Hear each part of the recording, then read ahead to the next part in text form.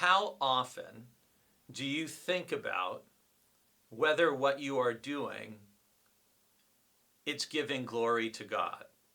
So, for example, most of us, I think about God when we're listening to a devotion, when we're praying, when we're listening to Christian music, when we're in our Christian small group, when we're participating in worship. God is kind of present in our mind. God's kind of moved to the forefront of our consciousness. But in 1 Corinthians chapter 10, verse 31, Paul says something really significant. He says, "So whether you eat or drink, or whatever you do everything for the glory of God." This verse comes at the end of a whole discussion about whether people should eat food offered to idols or what are the dangers of that and what might people think if they see a believer eating something offered to an idol.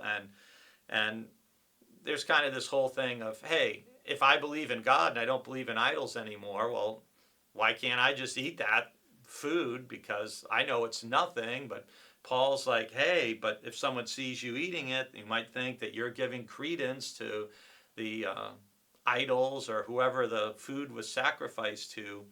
And so he talks about our freedom and our responsibility to other people. And you can read about that in 1 Corinthians chapter 10, leading up to this verse.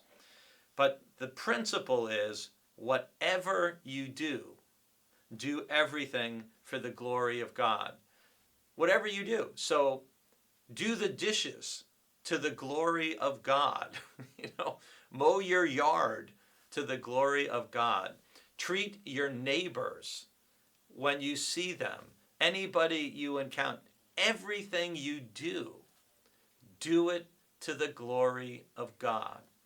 This is part of how we develop a whole life of holiness.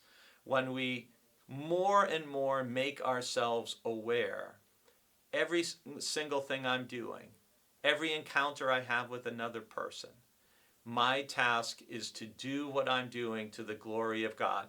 Not for a boss, not for a teacher, not for someone we work for, not for a family member, but I'm to do every single thing I do for the glory of God. If you really think about that, it transforms your life. It changes how you do every single thing you do. I'm guessing we don't have a lot of school-age kids watching these devotions, but what if you did your homework to the glory of God and not because your teacher was making you? How would that change things? So in your own life, whatever you're going to do today, every action, every conversation, every interaction, keep telling yourself, I want to do this so that God is glorified by how I act. It'll change your life.